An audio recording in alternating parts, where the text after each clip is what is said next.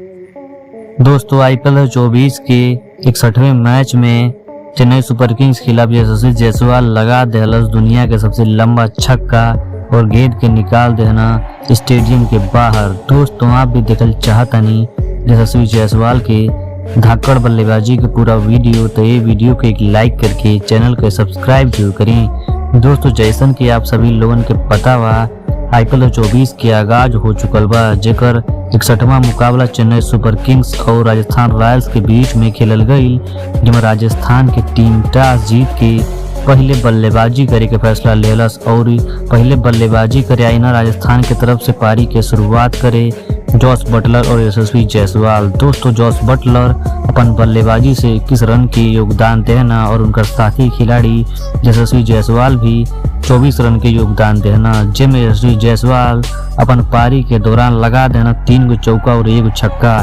दोस्तों जिसमें यशस्वी जायसवाल जो छक्का लगौले रहना वो गेंदा के निकाल देना स्टेडियम के बाहर। दोस्तों यशस्वी जायसवाल के छक्का देख के स्टेडियम में बैठल सारा फैंस हाहाकार मचावे लगल। लेकिन दोस्तों यशस्वी जायसवाल के बल्लेबाजी आप लोगन के कैसन लगल, आप अपन राय नीचे कमेंट सेक्शन में कमेंट करके जरूर देव जा। धन्यवाद।